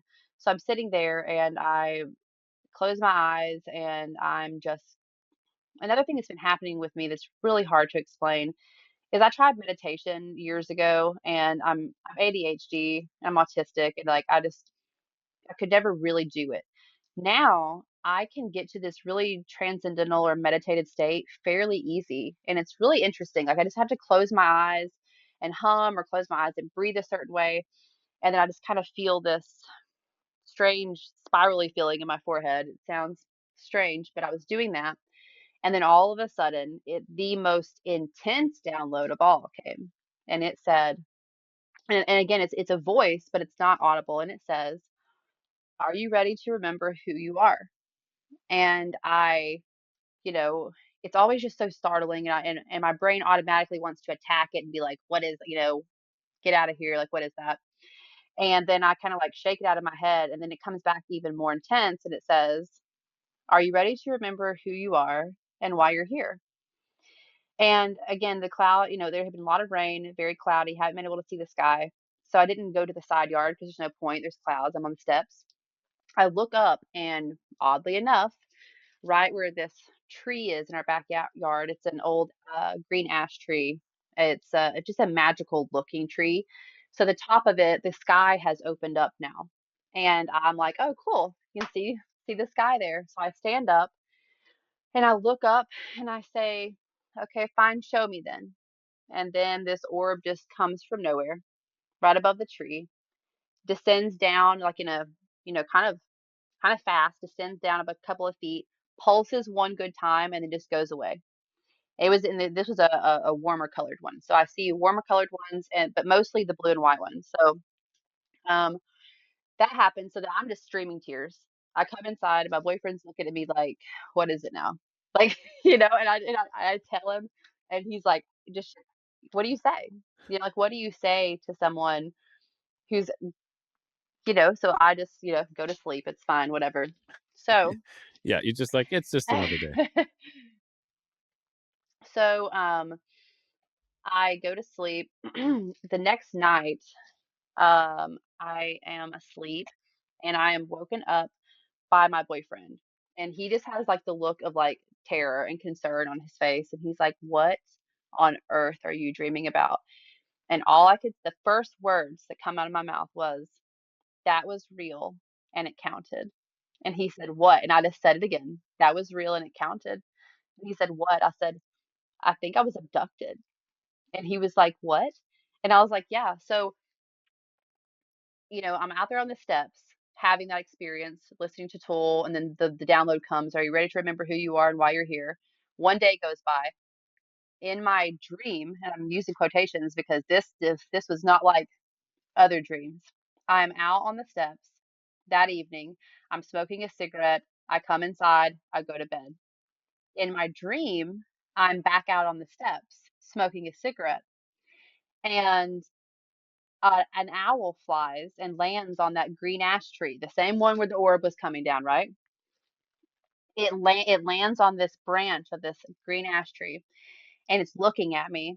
And I'm like, you're going to come and get me, aren't you? It's like I just knew, like I knew. And so the moment I said that in my dream out loud, the owl flies off of the branch, comes and lands on my shoulder. And I feel it. I feel it grab my shoulder. And as soon as it does, I just remember going like this. And I'm in a craft. I'm in a dark, Okay. I'm in a dark, what I would assume to be kind of round shaped craft. It sounds like everything's underwater. Like I can hear sounds, but it sounds very, foggy almost. And that's all I remember. Now, I don't know if it's because my boyfriend woke me up because apparently I was like making the most insane sounds you ever heard in your life and like flopping around. Um, I don't know. I don't remember anything else. I would love to have some regression done. I know you had a guest on your show. I Yes. can't remember his name. Who went and had a regression with Dolores Cannon of all people, but Dolores Cannon is now passed away. But Hmm. yes, I did. Well, no, didn't you have someone on your show that was like he was doing that for a living? Like he and his brother were having experiences, and so now he has like I watched it the other day. Okay, Anyways, I'll have to. I'm like, oh my gosh, why can't I remember this? So like, yes, it's okay. No, so yeah, that happens. That was really intense, to wake up and then just like, and what's really interesting about being an experiencer is like you wake up, you're going through all these crazy, crazy things, but you're also just like kind of being forced to live like a regular human life, like as if like nothing's happening to you. So I'm walking around all day. I'm going to the store. I'm like, huh, none of these people know I was abducted last night. You know what I'm saying? Like it's really weird to have to like just carry on with your life. And because I was seeing how it was straining my friends and my family, like I got to the point where I didn't really want to share anymore because I didn't want to scare up. My dreams were crazy. I was being abducted now. So the next night, as if that's not crazy enough, the next night I am asleep on my back and I wake up to what feels like someone grabbing my ankles and lifting them up. And so it like that, the knowing that that was happening wakes me up, and I am like must stay awake. And it's almost kind of like I was in the most sleepy state I've ever been in my life. Now I had a sleep paralysis experience back in like 2009, and after that happened, I was like, I don't ever want to have anything like that again. It was horrible. It was scary. So, anyways, this was not like that, but I guess it's the only thing I can really compare it to. So I'm falling back asleep and I'm trying so hard to stay awake because I know what's happening. I fall back asleep. Again, it happens again. I feel the weight, like the pressure on my ankles, but now it's like all like to like my knee is being lifted straight up. And I wake up again and I'm like, okay, like what's going on? Like, am I astrally projecting? Like, I'm had out of body experience. Like, am I being abducted? Like, what's going on? And I'm trying so hard to stay awake and I just cannot. I cannot. I fall back to sleep. And then the last time, third time, my whole body from my ankles just lifted up and I'm just pulled straight up. And so I wake up so like your whole body the was being mat, levitated by from the ankles first, and then everything. like so yeah, so like so something was picking me up from the ankle. So like my whole body was like, Oh, like you know, vertical. yeah, being pulled up. Yeah, yeah. Yep. So I wake up, I tell my boyfriend that, you can imagine what that's like. Because like another thing about experiencers is listen, we know how crazy it sounds. Trust me. Um, but imagine being the one having to say it. Like I've always considered myself, I'm like, yeah, I've always been a little bit, different, but I've also always been very logical. I would consider myself an intelligent person. I know myself very well. So I was like, what in the fuck is going on? So I'm crying, telling my boyfriend this, and the first words that come out of my mouth is, I need to talk to somebody. Now I think my boyfriend probably thought I meant like a therapist, but I meant like a professional that's like in this field, someone that I can talk to that's not going to judge me or tell me I'm crazy or like anything like that. Because I know these experiences are real and they're really happening to me. Because, the proof is in the pudding with all the knowledge that there's just no way that I should know what I know without some kind of divine guidance or something. So I had reached out to someone named Mike Cleland, and I had not heard back from him, and I honestly kind of forgot about it. He was the first person that I had ever personally tried to reach out to. Out of everybody's, you know, interest, all these people that I could have chosen, Mike was the one who I wanted to tell my story to. So he has a book called The Messengers, and so Mike is very interested in owls and their connection with aliens and abductions and them being messengers. So he so that morning I woke up, I said I need to talk to someone. An hour later, I checked my Instagram messages and Mike had responded back to me and said, "Hey, would you be able to have a phone conversation with me today?" And I just started crying because I was like,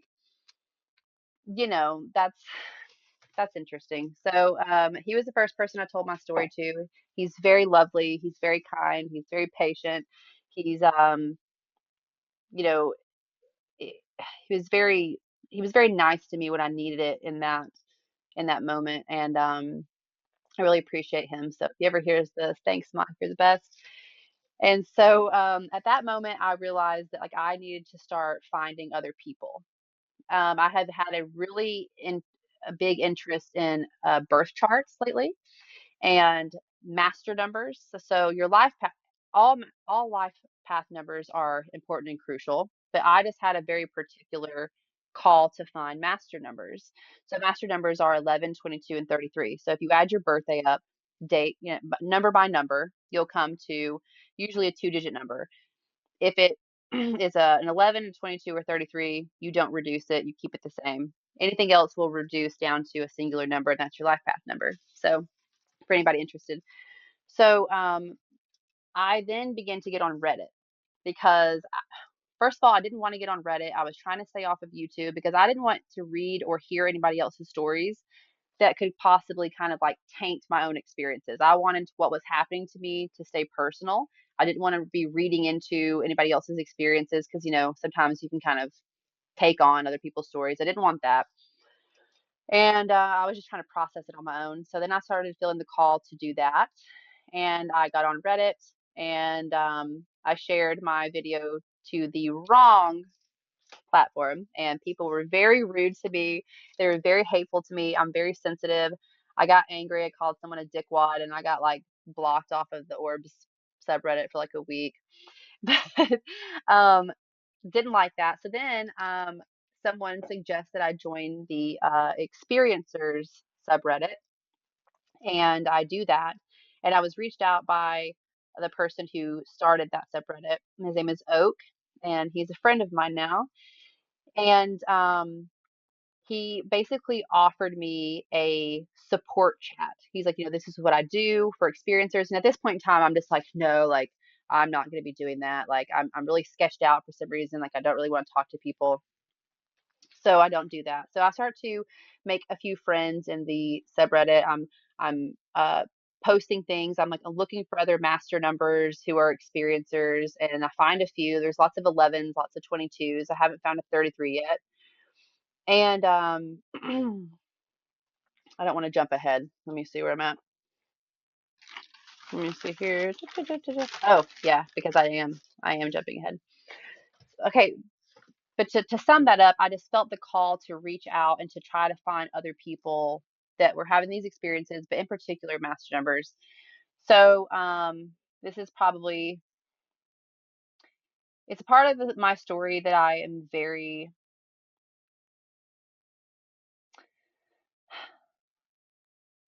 I I've gone back and forth on whether I want to share it or not. And so I will, but I will be only partially sharing it. And I think Okay. that You share what um you share what you with what you're yeah, comfortable with. Yeah. yeah. Okay. So after the abduction stuff going on, I am again woken up by my boyfriend. He's like, "What the hell were you dreaming about?" And the only things that could come out of my mouth was a date. And I say the date, and he's like, "What about it?" And I just repeated the date again. He's looking at me, and I repeat the date again. And he's just like, "What?" I was like, "I don't know." I remember nothing else from the dream. I don't even feel like I dreamt anything. It's just I woke up and there was a date in my brain and I was saying it out loud. So, um, I'm telling my friend about this on the phone. I come back inside and I'm like, "Hey, do me a favor. I have a sky app called Stellarium. It's the best sky app there is. It's incredible. There's an option on there to where you can change the date to look at the sky at any particular date, any particular year. You can see what was going on in the sky." So I looked at my boyfriend. I said, "Give me the latitude and longitude of the Sphinx." Because throughout all of this, if anybody's familiar with Chris Bledsoe, you know that he has like his prophecy and then whatever, but there's also many others like revelations, like there's lots of written text about prophecies supposed to happen. And so I asked him to give me the latitude and longitude of the Sphinx because on Chris's day it's talking about the Regulus will align with the gaze of the Sphinx, but at first they were talking about a red star, and like everybody's like, "Oh, well, Regulus is blue," and they couldn't figure out like what this red star was. Da da da da da. So I put in the latitude and longitude of the Sphinx on my location, and then I asked him to tell me when dawn is in Giza on this particular date, and I put the date in. And when I did, everything was there. And when so and on Stellarium, there's a thing called sky cultures where you can change the viewing of the sky to its so there's like Assyrian, Indian, Native American, Egyptian, And sorry, what Western, is it called? What is the app called again? Stellarium. hmm So I'm sitting there and I am looking at it with the Western view at first, and I'm like, okay, there's the lion. At a very particular time, it's the 33rd degree from the paw to the where it's rising from. And if you know anything about Freemasonry, they talk about the lion's paw, the grip of the lion's paw, and the 33rd number is that's their number. So I found it very interesting that that was happening. Also, below that is Virgo. She is clothed in the sun. This is also something that's written in Revelations. The woman clothed with the sun, pregnant with child, standing on a crescent. The serpent is rising.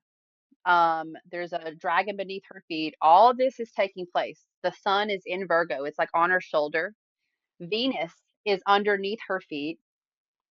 Inside of her belly is Mercury. And and then above head, we've all heard the term, I'm sure if you're into the esoteric, that the bull breaks open the cosmic egg. And so right above Taurus, so when you're looking at the Stellarium map, you scroll up and you can see like the poles. So it's like the top of an egg, have you? Taurus is directly in this circle, in the center. And not only that, what's really interesting is we hear the number seven a lot being repeated in all kinds of teachings. The seven sisters, the seven Hathors, the seven candlesticks, this, 777. And so Jesus is depicted with these candlesticks, these seven candlesticks. Well, that's the Pleiades. The Pleiades is directly in the center of the bull's chest in on this date. So now listen, I'm not trying to say that I know anything, whatever, but when I changed it to the Egyptian viewing, because I was like, okay, so if I'm trying to decode Egyptian prophecy, I want to see the sky the way that they did. And so when I changed it to that date, Jupiter was the eye of the lion in the sky. I mean, I'm not talking about like in the center, like over to the side. I'm talking about exactly where the eye would be. And that's the red star, I think. So, anyways, I'm not trying to say that I know that this is the date or what's going to happen or like whatever. I just find it very interesting that that was there. So that's why I'm not going to share the date is because I don't want to be tied to any kind of like I think I'm a prophet or anything like that. It was just a very strange experience for me. Like, why my brain even thought to do that? Who does that at 9 o'clock in the morning? Who says, "Hey, give me the latitude and longitude of the Sphinx and let's put it in this star chat, app on this particular date?" That's a little, that's a little bizarre. So It, very strange, but very interesting as well. yeah, so at this point, my boyfriend's pretty much been kind of just like, "What the hell's going on this whole time?" And so at that point, he was like, "Okay, this is really, this is really weird. Like, this is very, very crazy." So, anyways, I'm gonna take a drink now. Yeah, yeah. Please, please.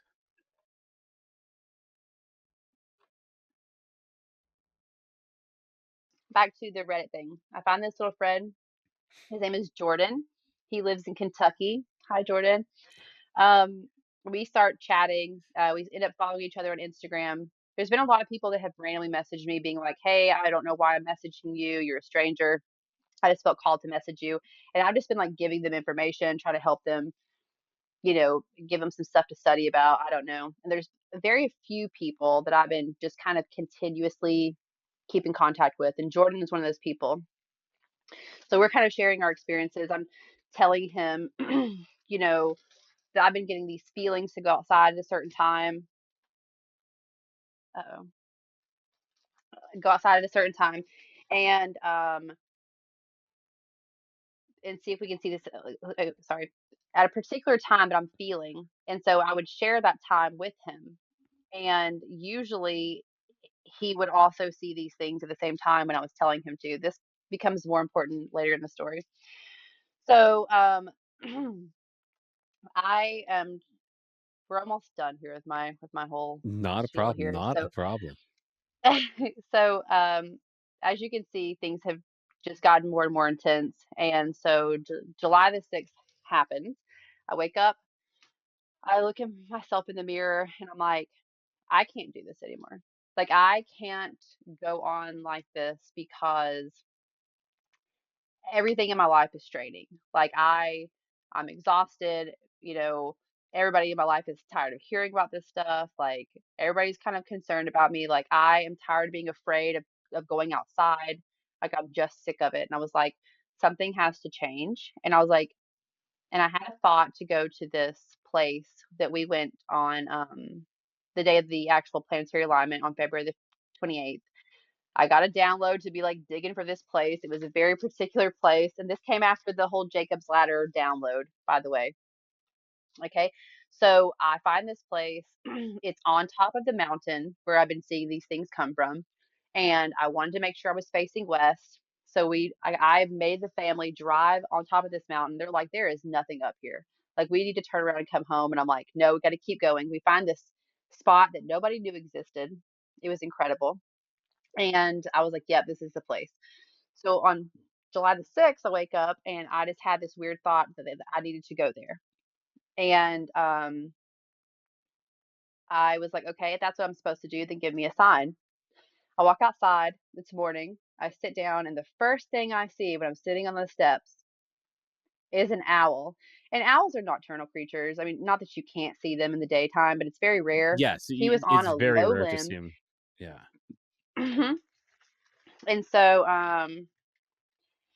it's just like jumping. It's jumping, it's dancing, it's spinning around. And I'm like, what is going on? I filmed this thing for like 4 minutes, and then it flies off. And then I realized there was another one. So there was two owls. And I'm like, okay, well, I guess I'll take that as my sign.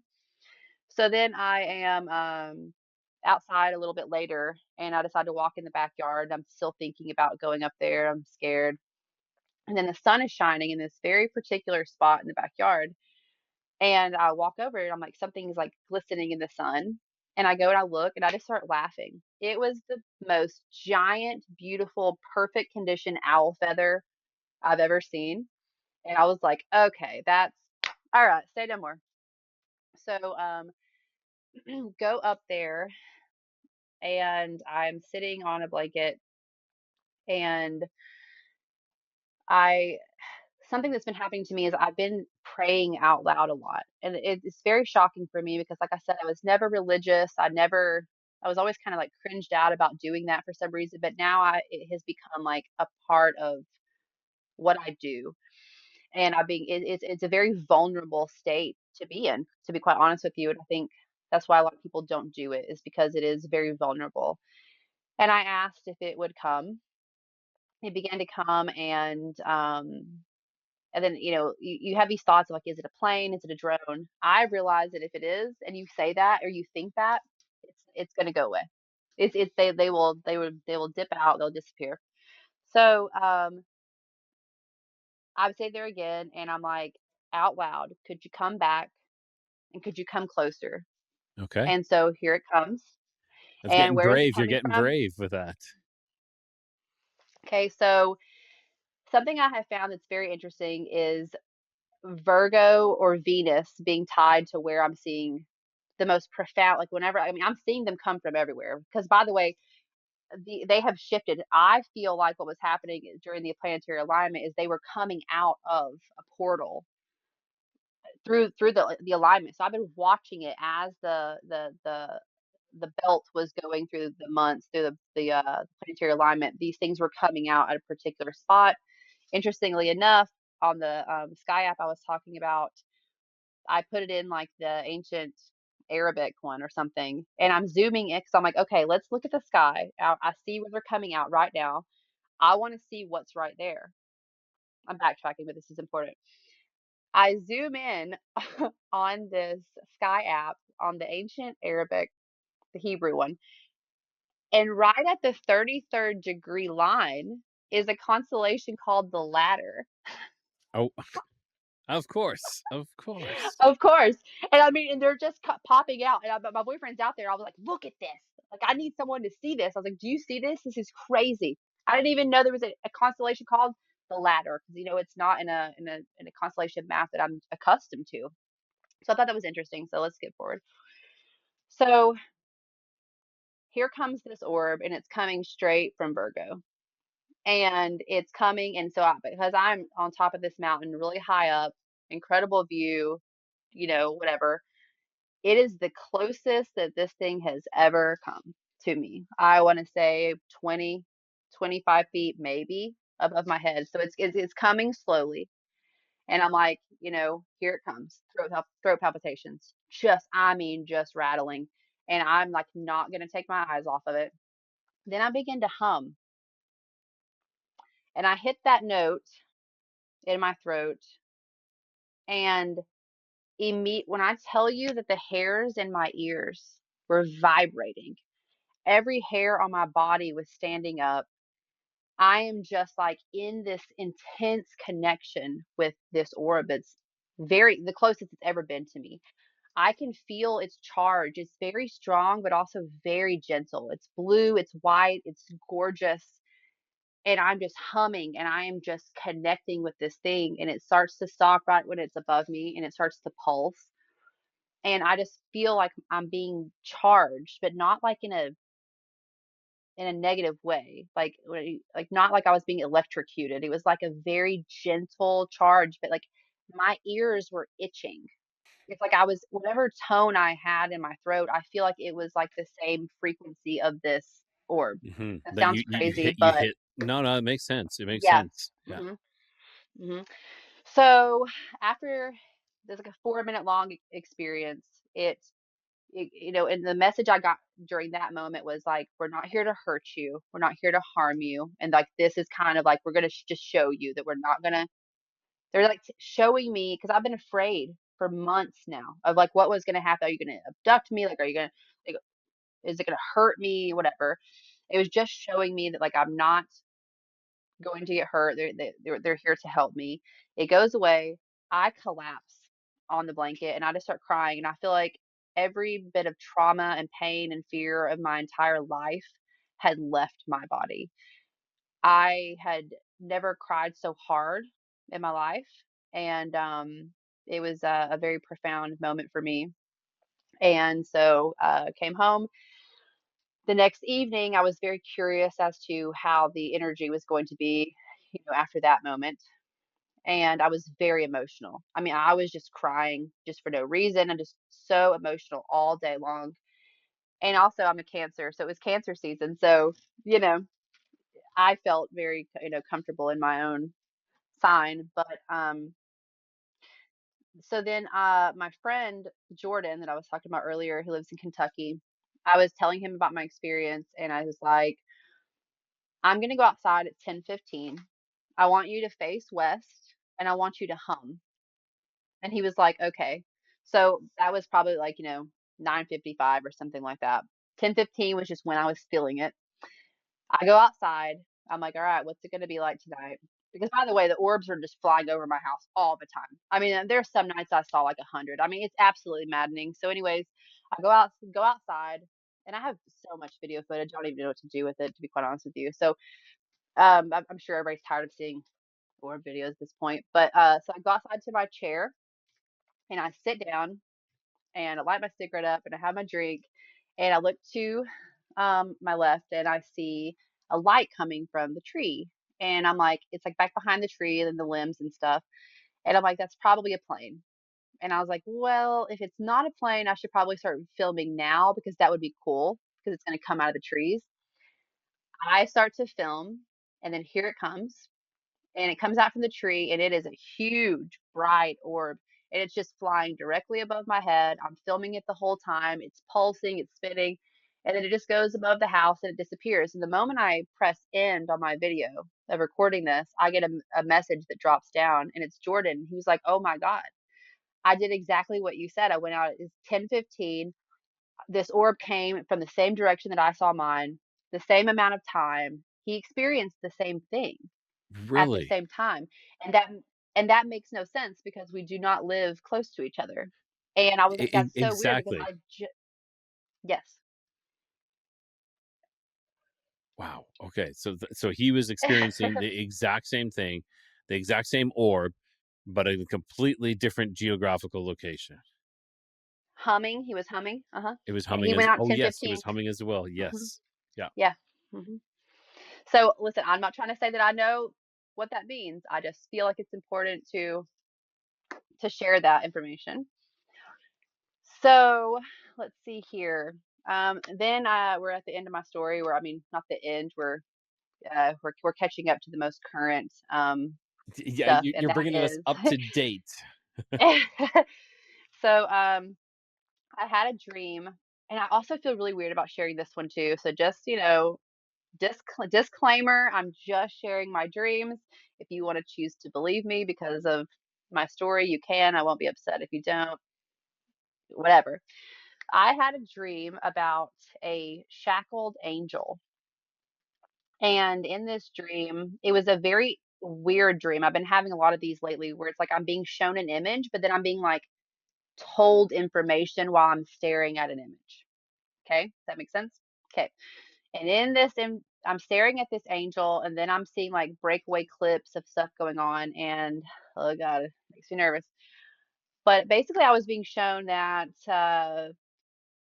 things like HARP and DARPA and CERN and the government have access to ancient technology that they're not using for the good, and that all these things that they're telling us are for science. Like, we all saw that weird sprite, the pink sprite that happened over Texas before the floods. So they got a picture of it. It was like a lightning being shot up into the heavens. Like 2 days before that, I think CERN shot this laser that could like charge the whole earth. Like it's crazy, right?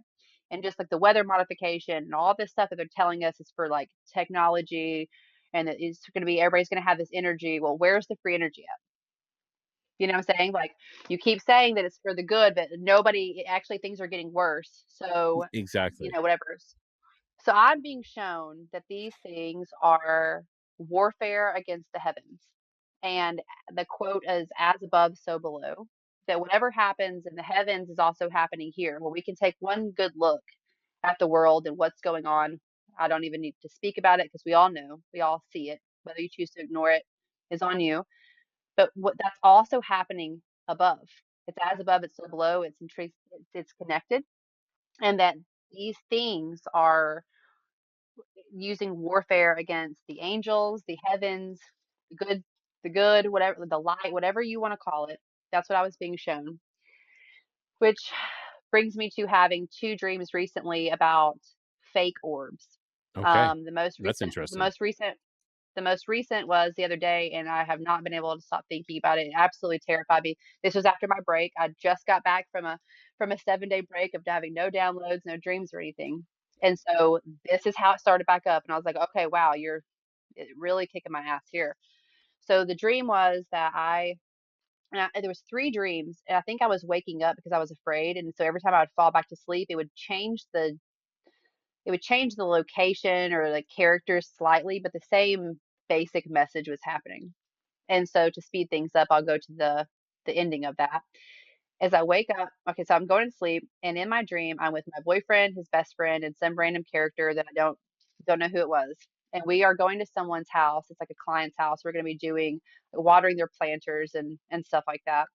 So we get there. They live on a bluff, and there's some boulders, and we're leaving, and all of a sudden, there are these metallic orbs that are flying, and it's daylight, and they're flying above head, and I'm like, I was like, I don't like those, because in the other dream that I had, it was the same feeling that I had when I saw them. It was daylight when I saw them. They looked metallic. They didn't have a light like the ones that I've been experiencing, and I just something about them. So, Well, that and I sounds don't very want to say this, similar to that. They've recently discovered a metallic the biggest sphere fear, in Colombia. Yeah, exactly, the exactly. biggest fear. Listen, and it's what I was just about to say was this. I don't want to step on anyone's toes. I know a lot of people believe in that and they think that that's real. From my own personal account, that looks like a basketball covered with metallic paint and someone used a Dremel and like try to carve in some kind of ancient. Listen, and I'm not stepping on anybody's toes. It could be real. I could be wrong. Okay, I'm just saying that there's something about it that I don't like. So I'm gonna keep my eye on it. So, anyways, and these things are flying, and I'm like, don't like that. So I tell everybody that we need to run and hide. So two people go to the left, me and my boyfriend go to the right, and and what's very strange about my dreams about these fake aliens is or orbs is that I was like always telling people to hide by a boulder. I don't know if that has any correlation or any meaning to it, but it's a pattern that I'm seeing, as I'm telling everybody to hide against a boulder. So we go around the thing, it starts to come around, and I am looking at this thing, and now it's turning on a light. So now it's glowing. But I saw it before and it wasn't. And I was like, hmm. And then I hear like a dog whistle, a very high pitched sound. And then I hear what sounds like a cockpit, someone talking to somebody else over like a headset. There's a female voice and there's a male voice. And the female voice says, something about the girl running away again, because I told you I had woken up twice before from the same dream. I'm running from them. So now I'm like aware that like my other dreams are following me. And then it's like, yeah, and the guy says, yeah, she knows. And I was like, what in the world? So we get to the back of this property. There's like an outdoor patio. It's like on a bluff. So beneath it is water. We we get to this back patio, and the orb descends into the water. And as it descends into the water, how I have a point of view of under the water, I don't know because I'm up on this porch, right? But I can see it go under the water, and there's like a label or like a stamp of something, and it's like a word on it, like a corporation, like a company or something. And I'm trying so hard to like see in the water to see what it is. Probably said U.S. government. Anyway, anyways, I can't make it out, but then I know in my brain, I was like, okay, like this is man made. And so I am like really terrified. I'm telling everybody we need to hide under this marble table on the porch. And his friends are like, we're not doing that. Like it's gone. It went to the water. I was like, no, they're just waiting for us to move and it's going to come back up. Well, sure enough, they come out and this thing ascends back up. It's glowing bright and it goes over to my boyfriend's best friend and it starts to shine this light on him. And I don't know if you've ever played Luigi's Mansion, but I there have is not. No. okay. The only is like the best. I mean, I guess I could just say it sounds like a camera flash, but it's like at first it's like a really high pitched sound. It keeps getting like higher and higher and higher, and then all of a sudden there's a flash. So it flashes him, and he's just standing. He's standing there. He's not moving. Then it flashes the other person, and then I'm crying. I'm squalling, crying under this table because I'm mad because my boyfriend was not under the table with me, and it goes up to him and it flashes him. And I am like literally under the table, like watching this happen. And then I hear that sound and like somebody's like in this thing. I don't know. And it said, it's okay, they won't remember anything again. And I'd like to quote Graham Hancock here. Why are we a species with amnesia? So, so That is anyways, something I just said on one of my previous episodes. Yeah, I just quoted Graham Hancock myself when I did my Nazca Lines episode. Yep. good. So that was the dream. And then, so to wrap this up, after all these crazy experiences happened to me, I get back on Reddit. I message Oak back and I said, "Hey, how about that conversation? I'm ready. I'm ready to start talking to people. I'm ready to start really figuring out like what's going on." So get on there. I tell him my story. After Mike, he was the second person that I told. You're the third. So I tell him my story. And we talk for 2 hours. He's very lovely. He's dedicated his whole life into helping experiencers. So that's the experiencers subreddit on Reddit. Really incredible. Oak is an incredibly intelligent, and he's also had very incredible experiences. So I start talking to him, and I'm like, "Hey, not to get too personal or forward, but when's your birthday?" Like, so we find out that guess what? He's a master number 11. Oh, geez. There we go. There we go. There we go. So master number 11s are all about networking, building a group, getting people together, building a group. Okay. And so 22s are supposed to like write stuff down. They're supposed to make music about situations. It's like what we have to look back on in the past is what was carved, what was written, what was, Yes, all these things. exactly. Exactly. Okay. So um get into by the way, most of the people that were reaching out to me on subreddit or on Reddit, they were like, um I don't know why I'm reaching out to you, this feels really weird, you're a stranger, I just felt called to do that. And I was, what's your birthday? 11s and 22s. Of course. Of 11s, course. of course. So anyways, through being on this Reddit and communicating with Oak and talking to some really incredible people, I was like, okay, I found my tribe. I don't feel crazy anymore. Like this is really happening.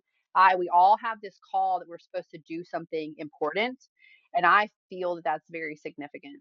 And so I meet this guy named Julian, and I would also like to plug him. It's um, let's see, let me make sure I get it right. Astro Mythic on Reddit. And so I asked him if he would send me like a short excerpt of like what it exactly is that he is doing. So he says it is a new kind of astrology designed for experiencers based on common experiencers markers that were detected in dozens of experiencers chart markers that skeptics don't have. So this is a very detailed birth chart. Okay, very detailed. And like I said, I have been really called for this past year to really understand my birth chart. And but by doing so, my birthday, like I said, is Jesse's tree. It's the high priestess card. It's Jacob's ladder. It's the Freemasonry thing. And I'm like, why is this repeating over and over again? As well as me being a master number 33. Like, I don't understand what's going on. So I find him, he does a reading because he has given everybody in this subreddit, a reading. Okay. And he reads my chart. And the day I wake up from that alien dream, the fake orb dream, I see it. And so there's three tiers. You're either a tier one injector, a tier two wound bearer, and I can't remember the third one. Okay. And so I asked him the night before what was the most rare, and he said tier one. I wake up and it's like, you're a tier one injector. It's the highest thing that he Aspire to uses or in. try. Okay. No, it's just your birth chart. There's Oh, certain got people you. that are way Yes. more susceptible to being able to have these experiencers. And so that's what he's doing with this chart, is like finding like the markers for that. And my numbers were so high to have like dreams, visions, contact. Like it was in my birth chart. And when I read that, I was like, I don't even, I'm done. I need a vacation. So Yes, exactly. You're like, that's it. I'm out. I need a vacation from this. yep. So that was the most recent thing. And that's all I got for That's all I got for now. That was 2 days That's ago. what you So got for now, and by the time this episode comes out, which will probably be in like 3 weeks or a month, you'll have a whole other, multitude, plethora of other experiences to go along with this. So this is incredible. Yeah. So, and I can relate a lot to what you're saying, with these prophetic dreams, these really intense dreams and these messages. It's something that happens to me quite a lot as well. So it's really interesting, and for those who are listening, go check out those subreddits that Jess is talking about. I think you guys will find a lot of like family. That's the best way to call it. There will be family there. It's and I stumbled upon experiencers as well. I used to post a lot on high strangeness, and I find that a little. Sometimes it's not maybe the most welcoming, but experiencers seems to be as well. So Oak has done a wonderful job in this community. He and because it's really hard because everyone's story matters. Everybody's story is important, but there are things you have to kind of filter through to keep a place safe and kind of productive. And he's just done a really, really excellent job of that. No negative comments ever. Very helpful. Like I said, he does support chat calls for people. So if you are an experiencer and you're just really having a hard time, you maybe don't have anybody in your life to listen to you. He's the best at what he does. He's a master number 11. So interesting. Well, Jess, I want to say thank you so much for sharing all this with us. It was, I know you kept some stuff, confidential for your own reasons, which is completely understandable. But I I really may share in appreciate. the future, but Yeah, you know, it's just not right now, and I can understand that. I've talked to I have many people who I've talked to who just don't even want to share anything. They do want to share it with me, but they're like, I don't want to go public yet with it, and it's this is my most public thing. Like I said, I was having such anxiety. I'm very introverted. Like I said, I just started reaching out to people. So this is my first, like, I guess, public. There's a lot of people in my life that don't even know this has been going on with me, and now they will. But well, I, I'm I don't know how public this will be, but it is what it is. Who knows? Maybe the show will grow much larger. In 3 weeks. Who knows? Who knows what will happen? Everything happens for a reason. Later, but all right, Jess. Thank you so much for sharing this. I really appreciated it. Thank you for having me. Thank you. All right, everyone. So what are your thoughts on all that? There was so much there, and it in the end perhaps symbols were actually just maybe these symbols that were being given or just never meant to be solved, but also maybe they are. Maybe these symbols mean so much more. Perhaps the numbers we were always alive, the orbs are always watching, the dreams always delivering. We've glimpsed a hidden architecture, a sacred algorithm of spirit and touch truths too big for language, but too familiar to ignore. So keep watching the skies, keep tracing the glyphs, and when the download comes in the silence between sleep and waking, know this: you were meant to receive it. And this is Rye the Codega signing off for tonight. And as always, keep your curiosity wandering, keep the light lit, and always find your way home.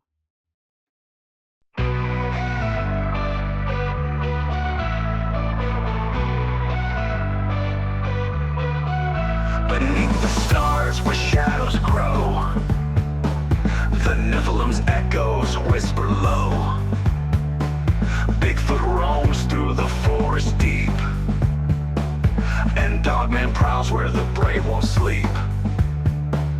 Across lost history we wonder why, seeking the truth that time tried to hide.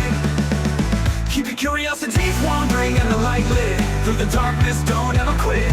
In the Codex, the mysteries come and always find your way back home.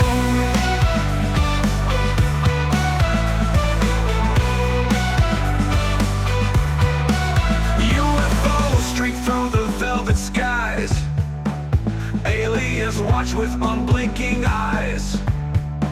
The paranormal hums where silence breaks.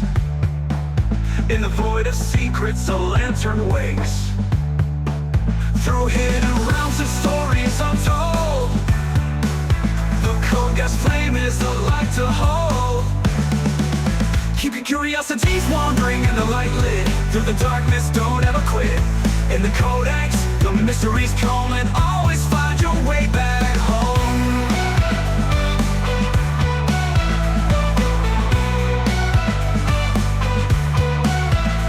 UFOs streak through the velvet skies. Aliens watch with unblinking eyes. The paranormal hums where silence breaks. In the void of secrets, a lantern wakes. Through hidden realms and stories untold, the Codex flame is a light to hold. Keep your curiosities wandering and the light lit. Through the darkness, don't ever quit. In the Codex, the mysteries come and always find your way back home.